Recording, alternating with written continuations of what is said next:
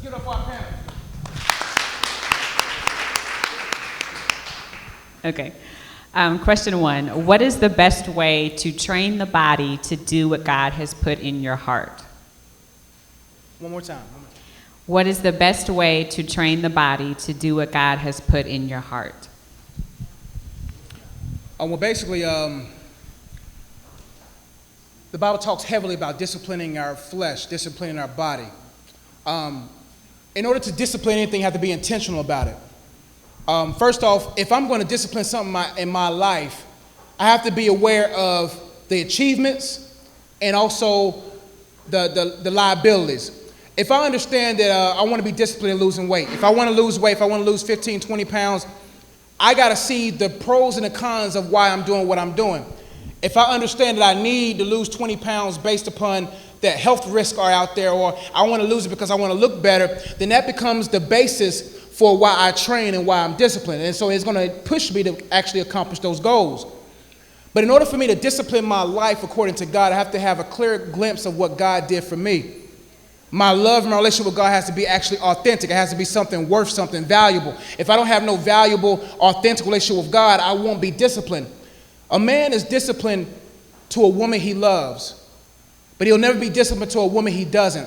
A woman will be disciplined to her husband if she loves him. There has to be some level of love and some level of intellectual understanding that put me in a place where I say, you know what? It's worth me sacrificing this. It's worth me sacrificing the time with women or the time with messing with money. It's enough. It has enough weight and impression on my life to cause me to be disciplined. Let me look at this question one more time.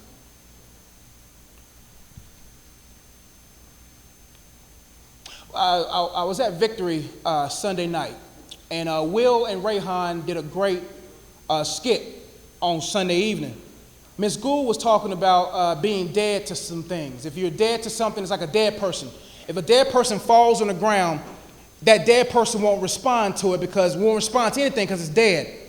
So what happens is if I really want to train my body to the things of God, I have to have a distaste for sin. I have to be a distaste for anything that's contrary to what God says. I have to be dead to it, meaning that I don't respond to it, meaning that it doesn't make me do anything. And you know for a fact when you become in a disciplined state versus being in a state where you're not disciplined, when those temptations don't have no effect on you no more. That you can get on the laptop no more, don't have to be tempted to look at porn. You'll know how to date in groups, and you'll know how to do things in areas where you're protected because those things are not alive to you anymore. You're not alive to those things anymore. You're dead to them. And that's why God says if you walk according to the flesh, you'll reap of that flesh corruption.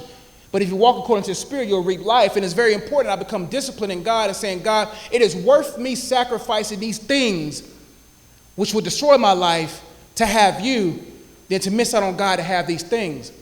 So it all finds itself in the basis of, do I really love God for who he is? It has what he done for me left a deep impression on my heart. Do you even love him? Because if you love God, you'll be willing to be disciplined. And when it comes to things that God has placed in your heart, the devil understands, and I don't like saying devil all the time because the devil's not everywhere like God. So demons in your life wants to divide your attention. Divide your attention means to get your attention off what's important. When I was writing my books, when I was writing the first book, Unplugged, it took me 8 months to finish the first or second chapter because it was such a resistance that came. I will always get sleepy when it's time to write. I will always find myself doing something else because they understand that when this guy writes this book, God is doing something when it comes to this book because the book launched this ministry that you see now. So when it comes to the things of your heart, you got to know that your discipline has to be much more than just being disciplined physically. You got to be disciplined spiritually. You got to know that you wrestle against flesh. Now, you're not wrestling against flesh and blood, but you wrestle against demonic spirits that want to keep you from doing what you're supposed to. There's people who have books and people who have songs and people who have businesses, people who have ministries right now that are forfeiting the abilities that God placed in their heart to do something else. If you have a loving relationship with God, he will give you a sense of awareness to be able to pursue those things relentlessly. And you have to be tenacious with these stuff. You can't just pursue writing a book that's gonna deliver lives, man. I was supposed to, and that's why I always pick on myself, and I'm gonna give the mic to whoever wants to say something more. God told me when I went to Africa, back in 2010, he said, Josh, I want you to write 5 books in 2 years. 2010. Knocked the first book out, knocked the second book out, halfway done with the third one, a couple chapters of the fourth one, but 3 or 4 years later, those books are not done. And I looked at my life, and it wasn't God sitting there saying, you're going to go to hell if you don't finish those books. He said, I'm going to show you that when I tell you to do something, you'll see how distraction will keep you from accomplishing the goals in the proper time. What if the book that I was supposed to write, fourth book, was supposed to have been out by now to impact maybe hundreds of people's lives? If you don't do blank, what will happen to them? If you don't write the book, if you don't do the songs, if you don't do your albums, if you don't start the business, if you don't start the ministry, what's going to happen to those people now? 98% of the people in this room right now I met through Unplugged. I wouldn't even be touching your life now if I never started and been disciplined. How much value do you put on the achievements that you will have? Well, how much value will you put on those people who need what you have? And when you see the desperate demands that life has for your product and for your purpose, you will do what it takes to do it. But it starts with a loving relationship with God first, because if I have a relationship with God, I'll be disciplined and carry everything through. Yeah, a lot of it starts also in the mind as well. The Bible says, what a man thinks of his mind, so is he. You have to just be able to have the positive thoughts, be able to say that, okay, I can be disciplined. Because if you can't think it, if you can't begin to say in my mind, okay, I'm going to be able to write this page of my book every night, or I'm going to be able to write a song every so often, or whatever God has called for you to do, in your mind, you kind of got the battle halfway lost. So you have to be able to say, okay, I'm going to be able to do this thing. I know I can up here, and also know the repercussions of it. Because if you, whatever you're having discipline of or from, just be able to say, okay, if I don't do this thing, if I don't do this sin, what is it going to lead me to? Is it going to lead me to a better life? Is it going to lead me away from God or closer to God? So it all starts in the mind. Be able to think of the repercussions, also think of the positive things that it can come out of. So, and I wanted to add something else to it. Discipline has to be, when I was playing ball at Victory, we had this saying that says discipline, dedication, desire. In order for me to be disciplined, I got to have a desire. So it should be desire, discipline, dedication, but however you want to put it. But if I have a desire for something, I have to capitalize on that moment of desire. What the devil understands through this demonic system is, how can I suffocate genuine desire? How can I suffocate God-inspired desire? That's why I tell people, always capitalize on moments of creativity. Because I remember, like, even last night, I couldn't go to sleep. And when I couldn't wrestle, I said, I'm used to God by now, because when God wrestles me in my sleep, that means creativity is hovering. Josh, I want you to add more to this message. And if I would have just went to sleep and didn't capitalize on that moment, half my message probably wouldn't even be what it was today. So I have to have a desire, and I have to capitalize on the desire. That's where discipline comes in. When I'm disciplined with it, and discipline has to have accountability as well. If you know for a fact that you're not going to be as disciplined to run 5 miles a day, 1 mile a day, if you're not disciplined enough that you won't write the book or do your songs, have accountability in your life. Have someone to call you and say, have you done this? Check on you to make sure, are you disciplined? Because sometimes we need structure. And I always give this analogy. When a building is being built, it has support systems. It has support systems to keep the building intact as it's being built. So as you're writing your book, writing your songs, doing what you're supposed to, make sure you have the right support system in your life to keep you stable and intact as you develop. And then after you develop the book, you may not need a support system no more. You can take it down because the building has already been built, the book has already been written, the songs have already been written. So when I have the desire, I have to capitalize on that creativity, that moment of desire. When I capitalize on that moment of desire, I got to have something to help keep me accountable in my discipline, and I actually have to be dedicated to it. You will never be dedicated to something you don't have a passion for. That's why people waste their lives pursuing stuff that's not tailored to their passion, because you will always be dedicated to what God has to put in your heart to be desired for, if that makes sense.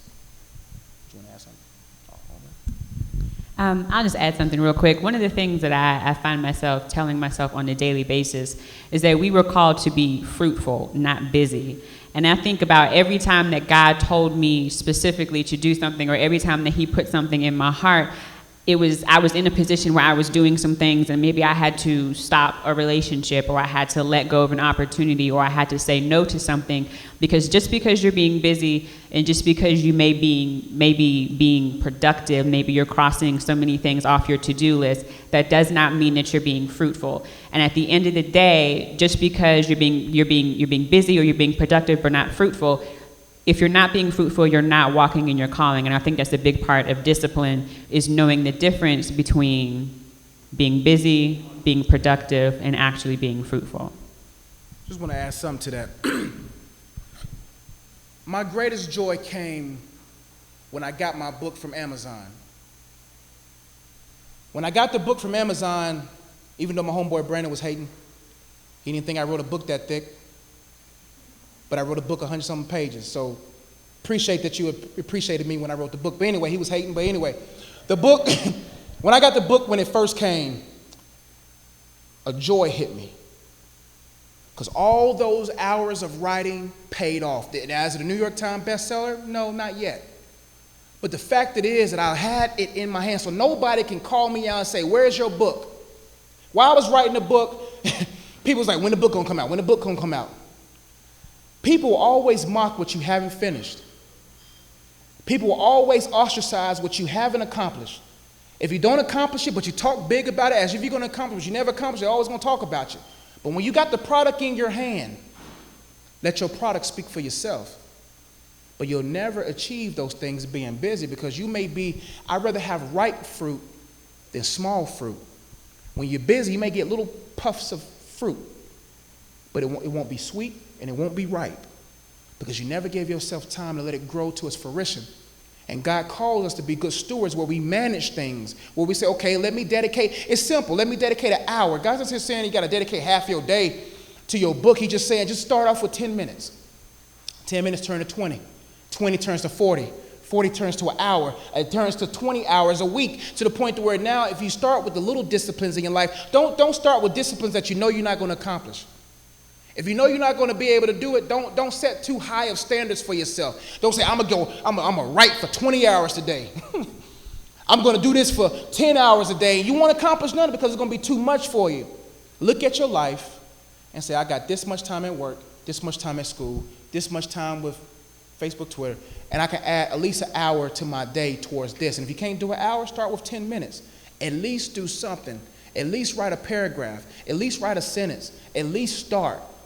And stay consistent with it, because when you see the fruit hanging from the tree, you will be able to eat from your own fruit, and your gift makes room for you. Many people are stagnant and going nowhere because they haven't started what God has told them to do. And how can you endeavor to be fruitful and progress if you never start? Next question. What if you're saved and in a committed relationship with someone who is not saved? One more time. What if you're saved and in a committed relationship with someone who is not saved? A committed relationship is a marriage. You have the option, because you got to understand your life is an investment. The longer you stay with a person that's not saved, or you stay with a person that's not, and salvation, don't sit there and think saved is based upon, I was saved ever since I was 6. Salvation is not based upon a prayer. It's a process with fruit. Does he have more love in his life? Does he have more joy? Does she have more peace and patience and long-suffering? Is she producing the fruit of the evidence that you had the Spirit with you in the beginning? You have to understand that salvation is not based upon, I go to church and I pay tithes and do all these different things. That doesn't mean that does not confine your salvation. Salvation is based upon, do I have a loving, trusting relationship with God? Am I enamored by his grace? Am I content with who he is? And am I in love with him? If that's not there, that person's not saved. So with that understanding, you have to be in a place where you say, you know what? I can't be committed to you, because you become a liability to my life. When you want to go to church, he doesn't. When he want to go to church, she doesn't. When you want to actually live holy, how can you be in a relationship with a guy who's want to sleep with you when you're trying to be celibate? You won't see. Do you understand? It will choke your relationship with God, like we said last week. And if you want the answer to the yoke, it's in the video from last week. But the thing about the yoke is, if I'm in a relationship with a person that doesn't have that same beliefs or values that I have, then it chokes my relationship with God. And it keeps me from progressing. So don't look at a committed relationship based upon, yeah, we want to one day be together. First off, commitment has to be brought on by confirmation first. Do never be committed to anything that God never confirmed. Never be committed to anything that God has never confirmed. Don't be committed to a business. Don't be committed to a person. Don't be committed to a ministry. Don't be committed to anything that God did not confirm. Because when you're committed to something He never confirmed, it is your responsibility to make sure it works, not God's. So if you're in a committed relationship and it's a marriage, if it's a marriage, then you in a covenant now. You got to pray and you got to fight through that thing. You got to love that person with the love of Christ. But if that person, the Bible does give us way of out. If that man or woman cheats on you, you have the way out. But divorce was never intended for people. But through the hardness of hearts of us, that's why divorce is there. But if it's just a boyfriend and girlfriend stuff, you might want to bag back. Yes, you may have some soul ties. Yes, you may be in love with that person. You might just be infatuated, but it may be time for you to analyze your life and say, is this what I want to have? Because, ladies and gentlemen, you can't save nobody. I don't save nobody. Can you save somebody? Listen, in order for you to save a person's soul, listen to this. In order for you to save a person's soul, you got to be omniscient, omnipotent, and omnipresent. You got to be God. Because only God got the time. He's the only one that got the foresight. He's the only one that knows how to reach that person. You will be tired, burnt out trying to save these wretched people. I tried to be Superman and save everybody, and will you please repeat the prayer out of me? And I went through all these strenuous of pursuits to try to save someone. Look, man, I can't save someone. It's like us trying to jump into a lake to save someone from drowning when we can't swim ourselves. And it happens every time we jump into risky situations to save somebody, and we fall in the process as well. Therefore, I have to be in a place where I say, you know what, God, you know what, I love God more than you. And that's the question that you have to ask yourself. Do you love God more than that man or that woman? If you don't, that person's your idol, and you will stay in it because you're always going to be committed to whoever you put as number one in your life. And if you don't realize that you have an idol and soul tie with that person, don't detach yourself from that, it'll be hard for me to be disconnected from that person because you love them more than God. Ask yourself, do you love God more than anything to the point to where you can back yourself away from a person? Because I guarantee you, if that person's not meant for you, there's plenty of people who, man, when I get married, oh, them girls that broke up with your boy, cheated on your boy, all that stuff that I went through in life with these relationships and whatnot, when I get the woman of my dreams, I ain't going to worry about that. Because all them girls wasn't for me. All the girls wasn't for you. All them dudes wasn't for you. And for you. If you know, if that person, when you meet the woman of your dreams, the man of your dreams, you're going to be like, hey, I'm glad I left that dude. But you'll never find the person that's meant for you if you're still hanging on to someone that's not meant for you. Did you have something? Did you have something? Knock that thing out the park, boy. Okay. Last question. As a woman, how do I help develop the king in my man? Boy, this how do I develop a king in my man? Growing up as a young boy. Huh? Did I say it wrong? What'd I say? Huh? Oh, y'all was answering the question? Let me read that one time. As a woman, how do I help develop the king in my man? It reminds me of how all of us men are.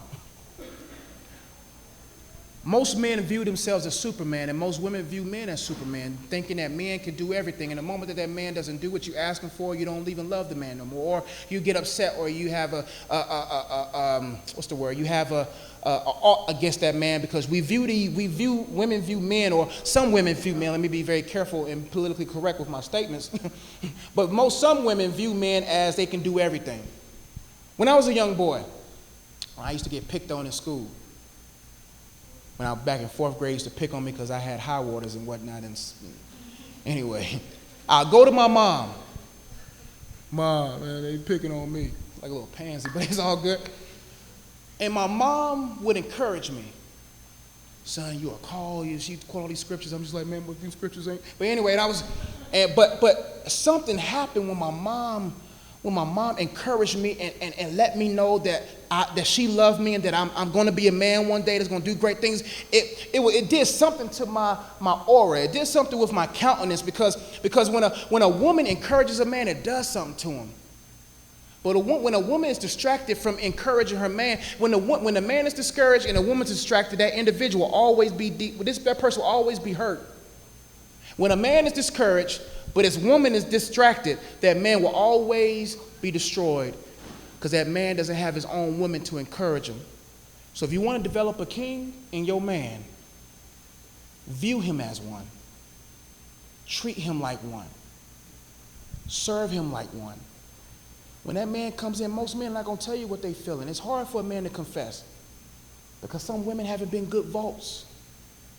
Some women haven't been good places because what happens when a man tells a woman his most deepest of concerns, she brings it out in an argument. She brings it out to her girlfriends, and his words are not safe with her anymore. So when his words are not safe with her no more, how can he feel like he can trust his queen? If his queen is squandering his business out there in the streets.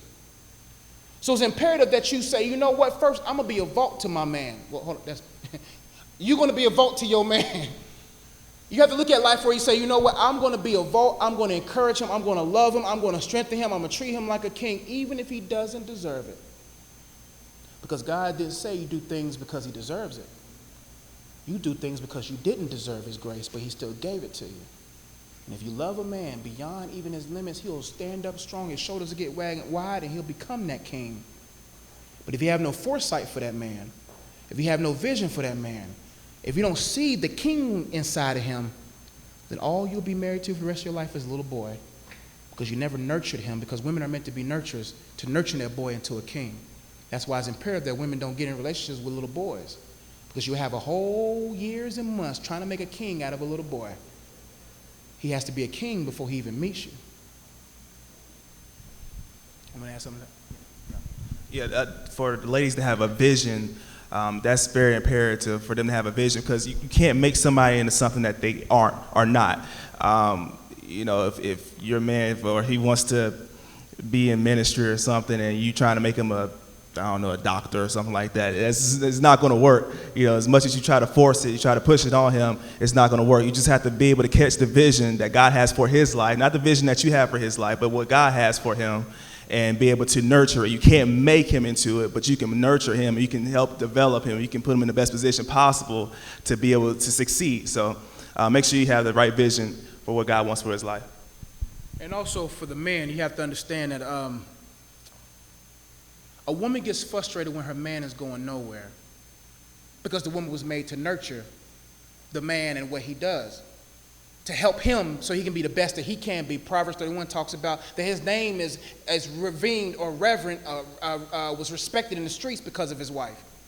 And so, oh, no, you're good. Okay, never mind. But, dang, I forgot my point. Hold on. It'll come to me. But, no, hold on. Like he said, you can't make someone into something that they're not. But by default, every man has the potential to be a king. Therefore, you can nurture that king out of him. And it'll come back to me. Did anyone have any questions in the audience before we move on? Any questions about anything, manhood, womanhood, love, anything? Oh, okay. What's your question, man? How do you switch from a mindset of being a boy into being a king? Dang, what a deep question from the back. How do you switch your mindset from being a boy to a king? Like I talked about last week, a mindset is wherever your mind sits. So the man has to first look at where his mind is currently sitting. What is his thoughts like? What is his emotions like? What is his ideas like? What is the bulk of the product in your mind? And if your mind is sitting, because there was a point in my life where I wasn't good with money. There was a point in my life where I wasn't good with relationships. There was a point in my life where I wasn't good at stuff. I was being a boy. Paul said when I became a man, I put away childish things. As I develop in a man, I got to look at things. What are these things in my life that are childish? What are those things in my life I say, you know what, this is boy-like. I'm still getting mad over little petty stuff. I'm still getting angry about this stuff. I got to go to God and say, God, what does your word say about these different things that I struggle with? So when it came to women, I said, I got to respect women more. When it came to money, I got to manage money well. When it came, my failures helped me change my mindset from being a boy to a man. That's why God always puts us in a position where we fail. Failure is a very pivotal point of success. Without failure, it's very hard to manage success well. I have to fail in order to succeed. No one never succeeds 10 times out of 10. Before you succeed once, you will fail. And the thing about failing is it put a significance on succeeding. So if I'm always mismanaging my money, or if I'm always doing the same thing over again, I'm going to get sick and tired of failing. There's going to come a point in my life I'm sick and tired of striking out. I'm sick and tired of missing my free throws. I'm sick and tired of not being able to perform well in the game. So it's going to cause me to be in the gym to practice more, so that I can make those boy-like tendencies into into king-like tendencies. So in order for me to switch my mindset from a little boy to a man, only God can make a man aware that he's boy-like. There's a lot of men who's 50, 55, 40. Age doesn't make you a male. Age doesn't make you a king. It doesn't make you a man. You may have something between your legs, but that doesn't make you a man. A man is a person who can manage everything about themselves. A man is a person that sit there and say, you know what, I will achieve greater things. I will be submissive. I will be humble. I will do these things because I know for a fact that my family one day will depend on what I do now. So all these men who don't have relationships now, don't have no wife now, practice in your life now so you can have all the things, so you can be prepared when it's come time to be a husband. So you can be prepared when it comes like to be a father. Because if you lack those disciplines and you still have boy-like tendencies, then your woman will become your mother again. And what happens is you'll live a life where you're a boy, so you'll pamper like a boy, you'll pout like a boy, you'll play with your little games like a boy, you will look at the football game more than what your wife needs you for. You'll be a boy because you're so consumed with the little boy, like, I got to play with my toys, I got to go do this. And there's a lot of men who put more emphasis in their little toys and their little packages instead of what God has put them in steward of. So if you want to be a man, you got to come to a place where you can become sacrificial. You can become a man. You say, you know what? I need to be a man, not for the sake of my own money, my own power, my respect, but for the sake of my family and my legacy. I refuse to have my son to be disgraced that I was his father. I want him to be proud that I was his father. But in order for me to be a father, in order for me to be a husband, I got to be whole as a man. And if you're still a boy now in a relationship, back off. Because if you're still a little boy, that woman will become your mother. And she'll tell you when to clean, when to wash, when to do your clothes. She'll become that because she's trying to nurture you. Let her nurture the things of your manhood and not to nurture the things of your boyhood. Let her nurture those things. Let her nurture your business. Let her help nurture your ministry. Let her help nurture the things that you produced as a man versus her nurturing your pitiful character. And that's all I have to say about that. I would just say, I think the most important thing is if you're trying to make any sort of change, not if you're just trying to go from a man to a king, is to surround yourself with people who are what you want to become. Because it's very hard to make that change and to change your mindset and to become something that you have no reference point of. What's that saying? If you look at your friends and look at the company you keep, then you see, that's how you know your future. So take a look at the people that you're currently surrounding yourself with, and then take a look at the person that you currently are. Take into account the man that you want to become, the woman that you want to become, and seek out people who have those qualities, who are doing what you want to do. And if you can't find those people on your own, then definitely ask God to have those people cross your path, so that way you have some sort of example to strive for. It's imperative that every man has, I call them like coaches, basically. The two men that holds me accountable is my godfather, Reggie Hobson, and Pastor Gould. The moment those people were anchored into my life, things started changing. Because these men, like my godfather is the epitome of integrity. He is I never met a man as integral as he is and as disciplined as he is. That man is going through some things right now that makes him that I'm like, man, this man is a man for real. Pastor Gould the same way. And when he put Pastor Gould in my life, I began to look at my life like, man, okay, this man has the pieces that I can learn from for my vision myself. That if I serve him and I help serve his ministry, I begin to learn in the process. When I begin to surround myself to people that's beyond my peer level, what happens is we have more, our greatest insight, our greatest wisdom come from our peers. That's why we stay average. I got to always be around people that's 30 years, 20 years ahead of me. If I'm always around people you just not getting married, you just not having kids, and I get my insight from them people ain't learned nothing yet. They still living. So we're surrounding ourselves with people that's living versus the people that lived.